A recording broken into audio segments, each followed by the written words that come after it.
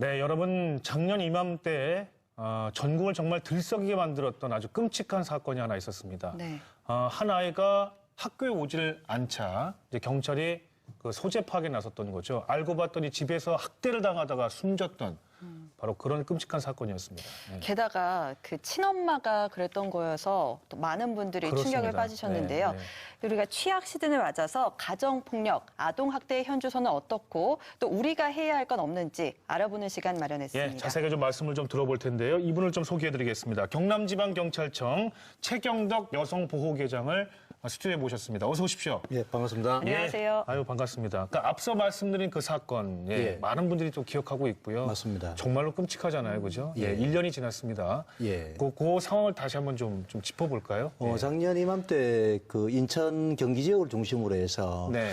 아동들이 이제 학대를 당해서 이제 사망하는 사건이 많이 생겼고요. 네. 그게 이제 사회적으로 큰 충격을 줬고, 이제 당국에서 전국에 걸쳐서 이제 장기 결석 아동이나 미취학 아동, 또 중등 고등, 또 그다음 의료 접종 기록이 장기간 없는 0세부터 3세까지 전소서를 다 했어요. 그래서 네, 네. 경남 지역에도 이제 소재가 이제 확인 안 되어서 그런 아동을 이제 전담팀을 꾸려서 소재 파악을 했었고요. 네, 네. 대부분은 발견이 되었는데 이제 경남 고성이었죠, 작년 이맘때. 네.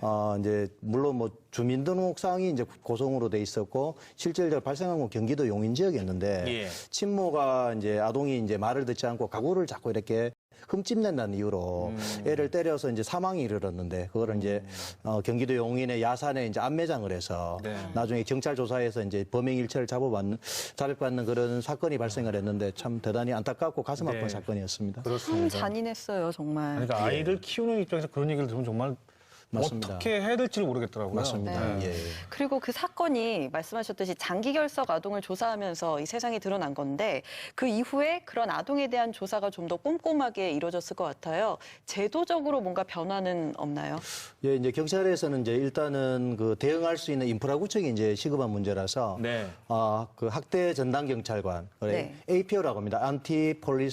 안티 어비스 폴리스 오피서라고 하는데 학대 전담 경찰관 중심으로 예방 또 인프라 구축, 지역사회 협업 그리고 이제 그 수사, 검거 또 사후의 지원 일까지 이제 업무를 지금 진행을 하고 있고요. 네네. 교육부에서도 이제 장기 결석 아동이 한 7일 이상 그 결석을 하게 되면 소조사를 거쳐서 그럼에도 불구하고 특별한 이유 없이 소재가 발견이 안 되면 경찰에 네. 수사 의뢰를 하게 됩니다. 그래 되면 네네. 이제 작년을 계기로 이제 각 경찰서마다 여청 수사팀이 또 이렇게 발족을 해서 아동 학대 문제는 그 다른 범죄보다는 상당히 그 엄정하고 또 신속함에 좀 그래야죠. 예, 예. 그렇게 그 대응을 하고 맞습니다. 있는데 여전히 예. 많은 노력이 필요하다고 생각하고 있습니다. 그렇군요. 제가 다시 한번 좀 확인을 해보면, 그러니까 이제 아까도 이제 그 장기 결석하는 아이가 있다 예. 보니까 그때 어떻게 소재 파악을 하다 보니 예. 이제 그런 사건이 벌어진 거잖아요. 그렇죠. 그러니까 이제는 뭐 입학 시즌이라든가 여러 가지 그런 학교 일정에 따라서 예를 들어 소재를 파악해서 직접 교육청에 그럼 얘가 지금 나오지 않고 있다라든가 예. 이런 걸 이제 경찰 쪽에 이제 넘기는 건가요? 그럼 자동으로 이렇게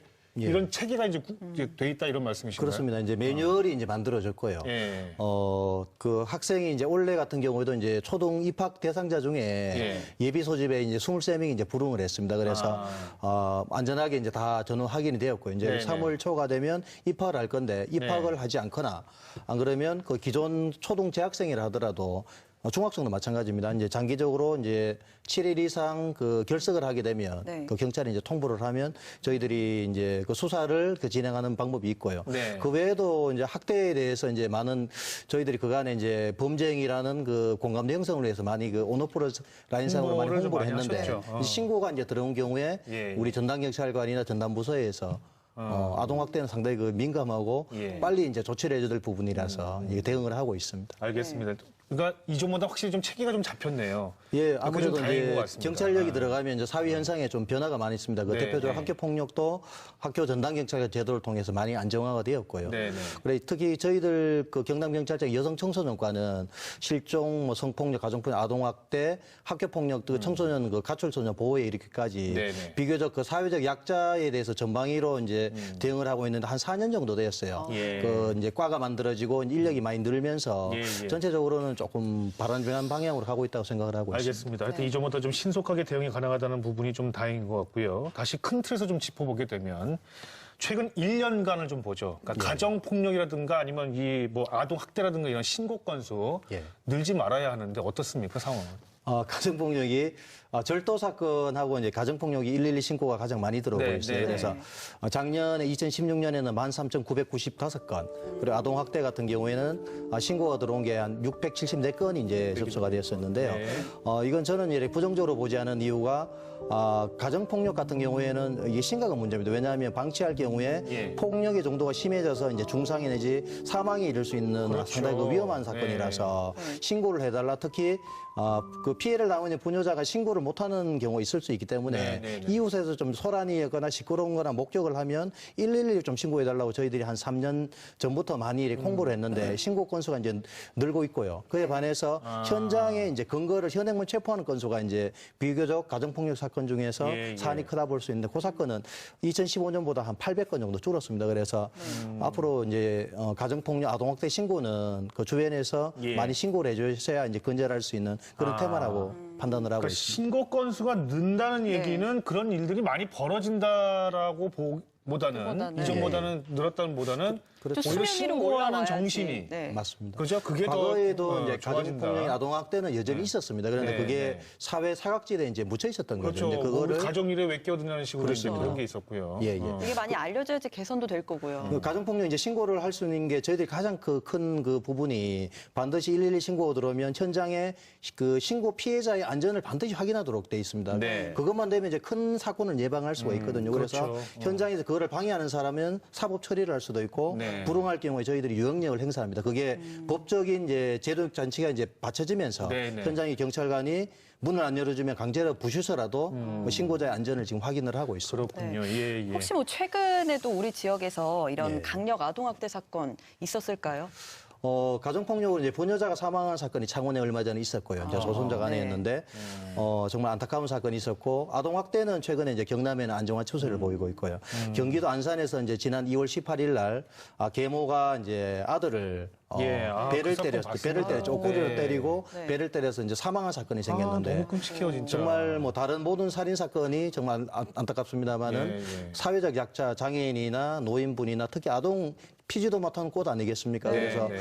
그런 사건을 보면 정말 경찰관 이전에 한 사람으로서 정말 참담한 마음을 갖게 마련입니다. 있어서 안 될 일들이죠. 예, 그리고 그럼요. 저는 참 이해도 안 되고 궁금한 게 예. 어떻게 자기 아이를 그렇게 학대할 수 있을까? 예. 그 학대 그것도 네. 너무 크잖아요. 그러니까요.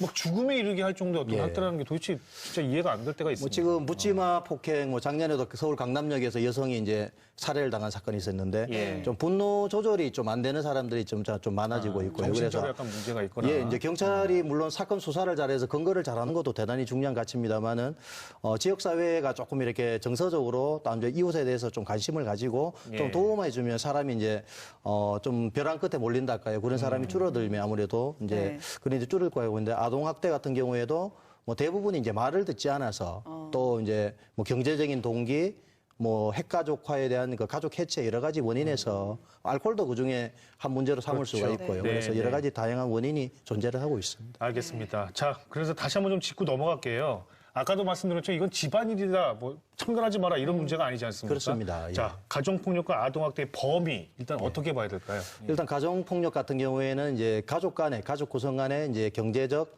또 재산적 그다음에 신체적 정서적 이런 네. 폭력 행위가 모든 범죄에 포섭이 되고 있고요. 아동학대 같은 경우에는 좀 더 넓습니다. 아동을 물론 신체적으로 이제 때리는 경우는 당연히 해당이 되고요. 네, 네. 성적인 학대 그리고 그 정서적. 방임 또 네. 정서적으로 욕설이나 이제 그렇죠. 협박하는 경우도 해당이 네, 네. 특히 이제 학교를 초등 중등 같은 경우에는 이제 반드시 의무 교육입니다. 그런데 특별한 이유 없이 집에서 아동을 이게 방치하는 경우에 교육적 방임까지 네. 좀 폭넓게 규정이 돼 있습니다. 알겠습니다. 예. 외국에서는 우리 보도에서 보면 아동 학대한 가해자에게 처벌을 아주 세게 이렇게 내리잖아요. 네. 근데 우리나라는 어느 정도로 처벌이 이루어지고 저는 이건 있는지. 정말 강력해져야 된다고 봅니다. 네. 그죠? 가정폭력 그 특례법이 이제 신설이 돼서 특례라는 거는 다른 사안보다 특별히 좀 취급한다는 그런 이렇게 배경을 가지고 있는데요. 예. 아동학대 특례법이 신설돼서 이제 아동이 사망한 경우에는 5년 이사의 그 유기징역과 이제 사형 등 그리고 이제 중상해는 3년 이상으로 이제 저가 이제 3년 5년인 거죠. 최저가 그래서 3년으로. 외국에는 2, 30년 징역형을 부과하는 맞습니다. 사례가 이제 폭넓게 돼 있고요. 예, 예. 그 처벌 형법은 조금 이제 강화된 형태로 저희들이 지금 적용을 하고 있습니다. 예, 아동은 정말 근데 약하디 약한데 그럼요. 그럼요. 예. 근데 이제 더 큰 문제가 뭐냐면 이 이제 사건이 끝났어요. 그럼 아이가 또 돌아갈 곳은 집이잖아요. 맞습니다. 사후를 어떻게 할 것인가. 그 부분이 이제 사회복지하고 좀 그 해당되는 부분인데요. 예. 일단 인프라를 구축하고 예방하고 또 그 우리 도민 주민분들한테 범죄행위라는 거를 홍보하는 거에 못지않게 중요한 게 예. 수사를 해서 범인은 근거를 하지만 그 피해자의 피해 여성 아동 학생에 대해서 사후 관리하고 이제 그 지원해주고 빨리 회복시키는 게 네. 방점이라 볼 수 있는데요.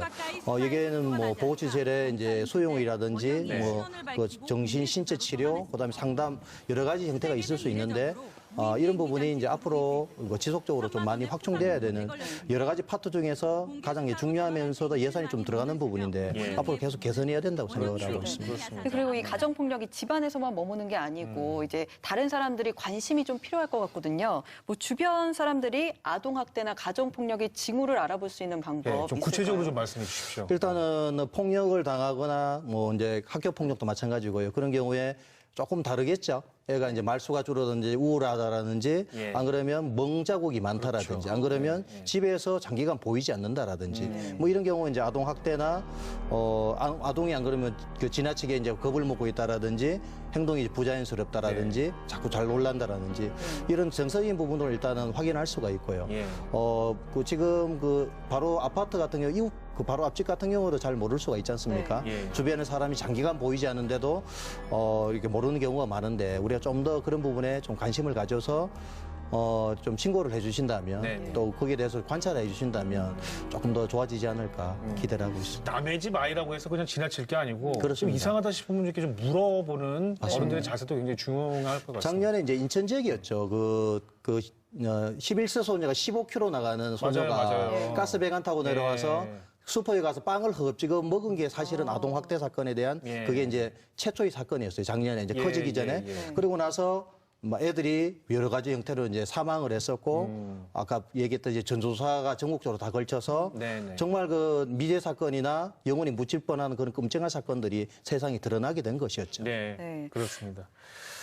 오늘 이렇게 또 바쁜 시간 내주셨는데 예. 이제 예. 끝으로 시청자분들께 당부하실 말씀이 예, 있으시다면요. 조금 못하신 말씀이라든가. 예, 저희들 그 여성 청소년과는 그 사회적 약자를 도와주고 케어해주고 또 신속히 그 인권을 지키며 수사를 진행하는 그런 업무를 맡고 있습니다. 그 경찰의 역할이 물론 대단히 중요합니다만은 지역 사회에서 협업해서 경남 지역이 비교적 다른 시도에 비해서 좀 안전한 지역으로 분류는 되고 있습니다만은 네. 여전히 갈 길이 먼다고 생각하고 있습니다. 우리 경찰력에 보태어서 여러 가지 NGO 단체나 지자체, 교육청 많은 기관이 참여를 하고 있습니다. 우리가 사회적 약자는 그 정상인에 비해서 좀 많은 도움이 필요한 것 같습니다. 우리가 케어해주고 지지해주면 그런 부분이 우리 지역에서 좀 많이 좋아질 거로 기대하고 있습니다. 네. 경남경찰 열심히 하도록 하겠습니다. 예, 항상 우리 이웃들의 상황을 그래도 같은 이웃 사촌이니까요. 네. 이제 늘 이제 그런 마음으로 이렇게 서로 이렇게 맞습니다. 돌아도 보고 어떻게 사는지 이렇게 예. 보고 좀 더 관심을 갖고 좀 관심 갖고 좀 이러면서 이제 그런 일들이 그러면 모든 게 해결이 됩니다. 그렇죠. 사전에 좀 예방될 수 있도록. 제일 큰 적이 우리의 무관심. 예, 그렇죠. 예, 그렇습니다. 자, 경남지방경찰청의 최경덕 여성보호계장과 함께 말씀 나눠봤습니다. 오늘 말씀 고맙습니다. 네, 감사합니다. 네.